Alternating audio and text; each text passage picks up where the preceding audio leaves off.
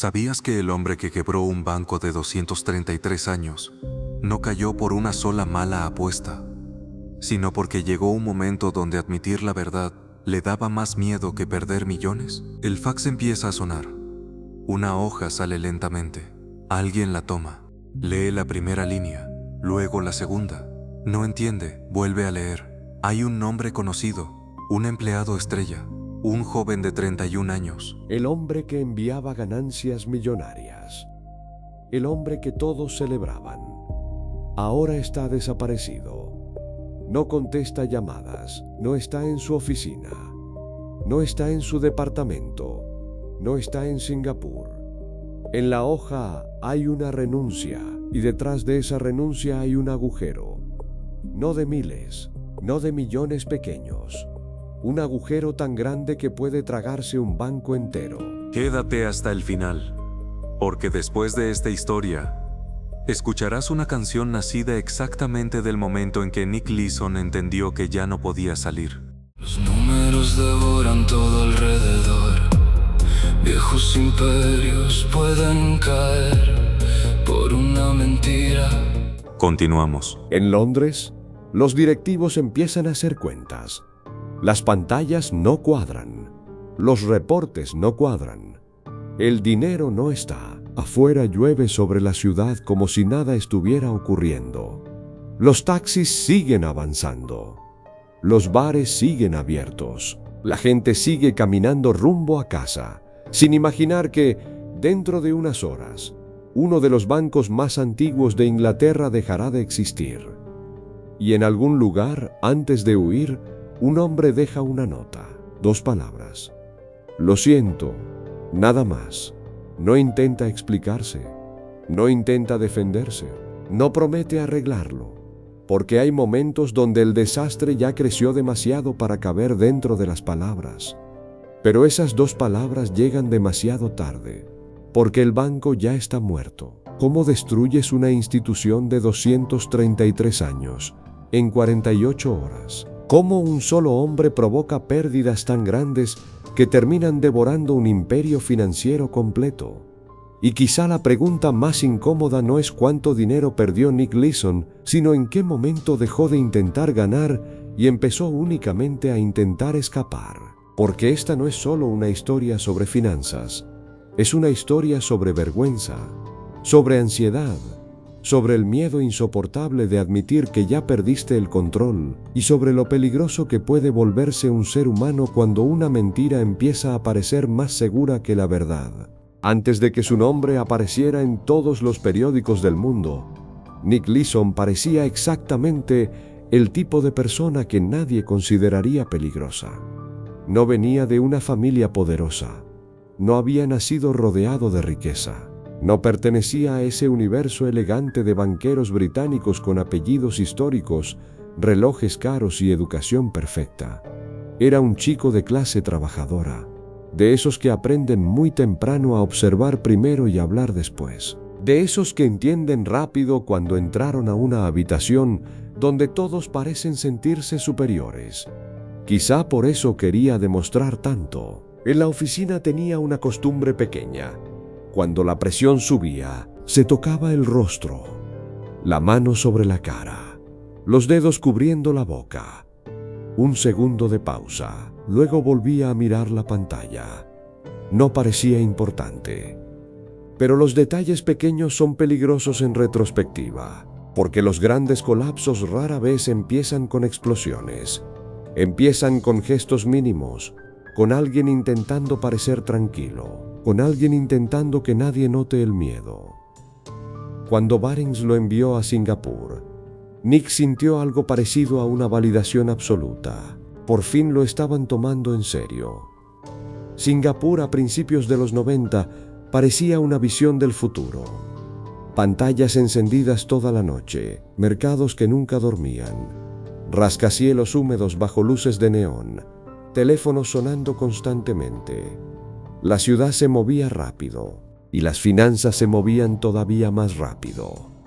Para un joven británico lejos de casa, aquello podía sentirse como libertad, porque lejos de Londres, Nadie veía tus inseguridades antiguas. Nadie recordaba quién eras antes. Ahora eras el hombre importante. El hombre que producía dinero. El hombre que tenía respuestas. Y cuando las cifras empiezan a darte la razón una y otra vez, algo extraño ocurre dentro de la cabeza. Empiezas a creer que no solo eres afortunado. Empiezas a creer que entiendes algo que otros no entienden. Que ves patrones invisibles, que el mercado te escucha. Y eso es peligrosísimo, porque el mercado nunca escucha a nadie. Barings era uno de los nombres más antiguos de la banca británica. Había financiado gobiernos, imperios, operaciones históricas. Era el tipo de institución que parecía demasiado vieja para morir. Pero las organizaciones antiguas tienen un problema silencioso. A veces confunden tradición con invulnerabilidad. Y mientras Londres seguía oliendo a madera vieja, trajes elegantes y confianza institucional, Singapur era otra cosa. Era velocidad, presión, ambición, una oficina llena de hombres cansados intentando reaccionar más rápido que millones de dólares moviéndose en pantallas verdes y rojas. Nick no parecía un villano, parecía un empleado intentando demostrar que merecía estar ahí. Y quizá eso vuelve esta historia todavía más inquietante, porque casi nadie se despierta diciendo, hoy voy a destruirlo todo. La mayoría empieza con algo mucho más pequeño, algo mucho más humano. Solo tengo que arreglar esto. A principios de los 90, el mundo financiero estaba cambiando más rápido de lo que muchos bancos podían comprender.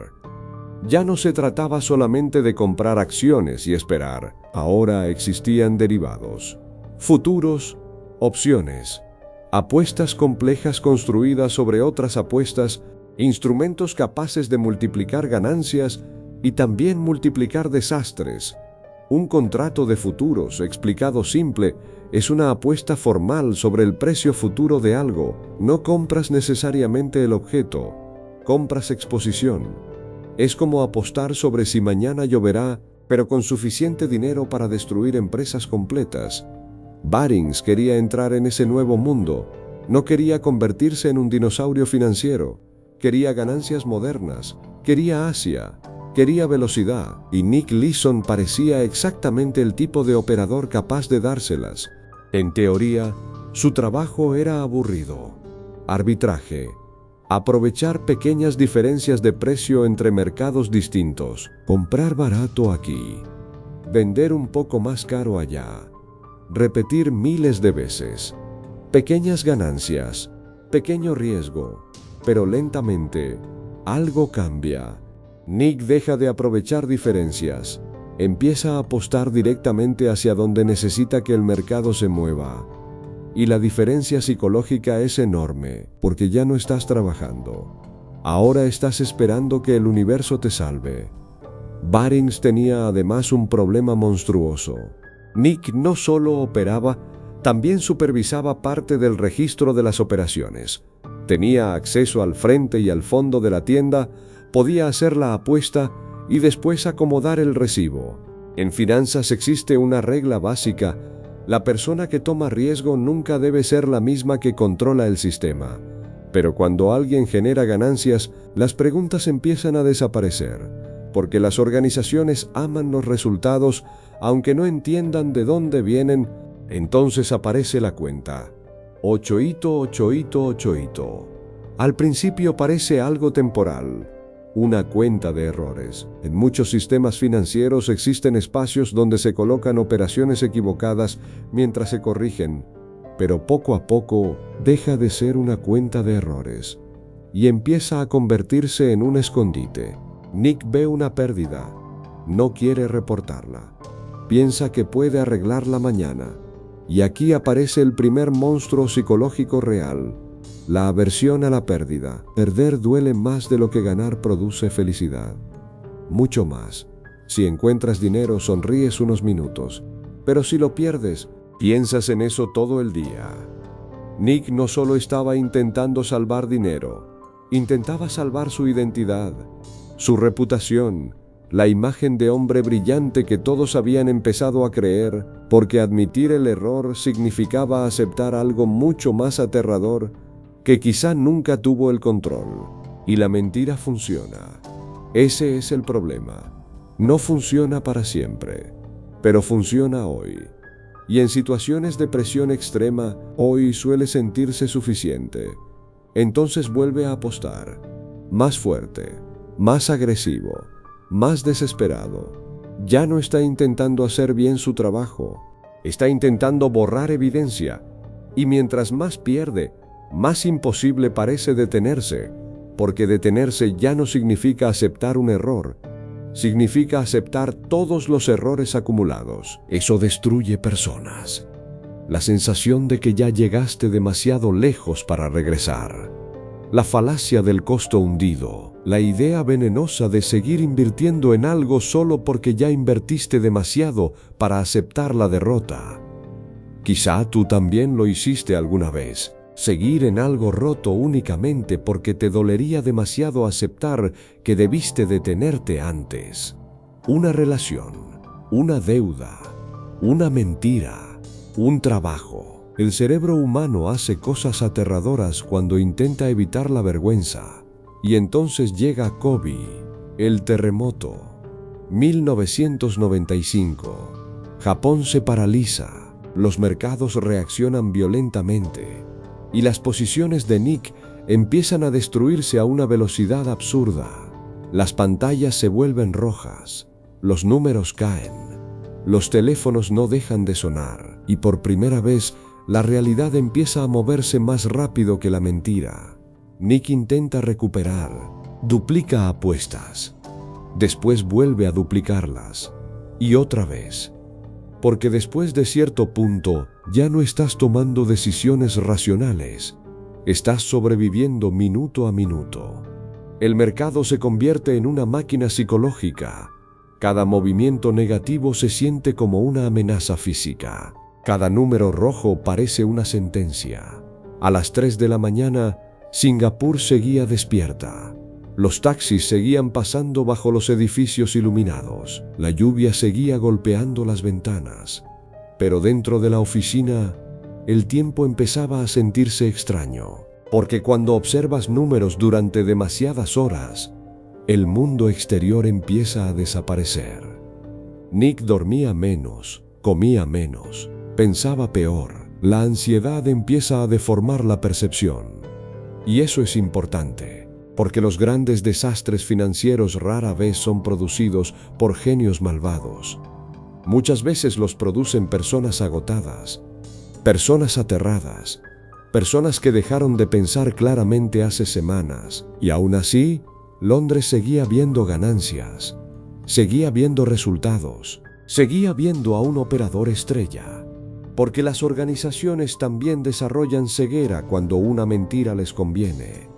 Nadie quería mirar demasiado cerca, porque mirar demasiado cerca habría obligado a actuar. Y actuar habría significado aceptar que el banco entero estaba parado sobre algo podrido. Cuando finalmente descubren el agujero, ya es demasiado tarde. Las pérdidas son monstruosas, más grandes que el capital disponible del banco. No era una herida financiera, era una amputación. De pronto, una institución histórica empieza a derrumbarse como si estuviera hecha de papel húmedo. En Londres, los ejecutivos llegan temprano. Las llamadas no paran. Las impresoras escupen reportes. Las caras cambian. Ya nadie sonríe. Y en algún lugar, mientras todo eso ocurre, Nick Leeson está huyendo, solo, con una maleta, mirando constantemente detrás de él, porque incluso cuando escapó físicamente, el verdadero problema ya seguía dentro de su cabeza. Y entonces llega el fax, la nota. Lo siento. 2 palabras, nada más. Después de 827 millones de libras perdidas, después de destruir un banco con más de 2 siglos de historia, después de meses enteros de mentiras, lo único que queda son 2 palabras.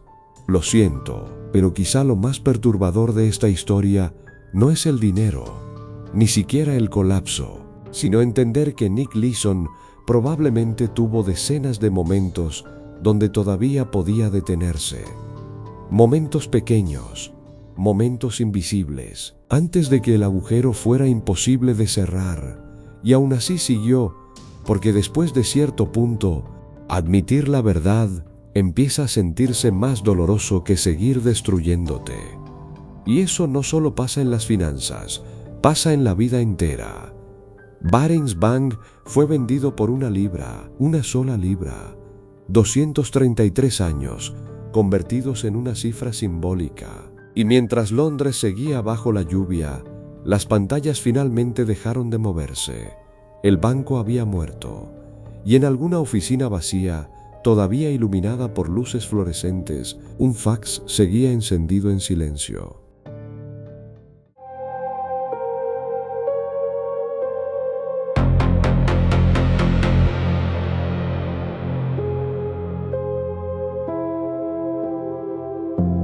Luces frías sobre Singapur, números ardiendo alrededor. Dije mañana lo arreglo bien, pero el mañana nunca fue. 5 veces 8, la cuenta se volvió un monstruo. Cada pérdida que escondí fue cavando dentro de mí.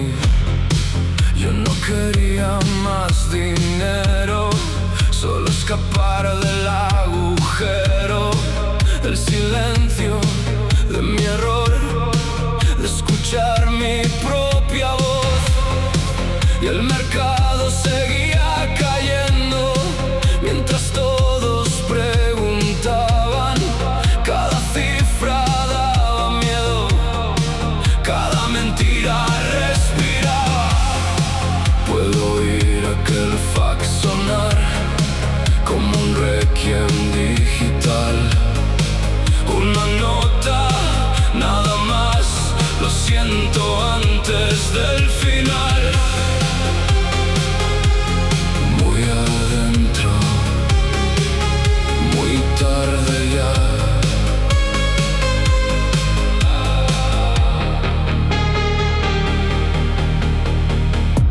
Los números devoran todo alrededor. Viejos imperios pueden caer por una mentira pequeña creciendo ayer.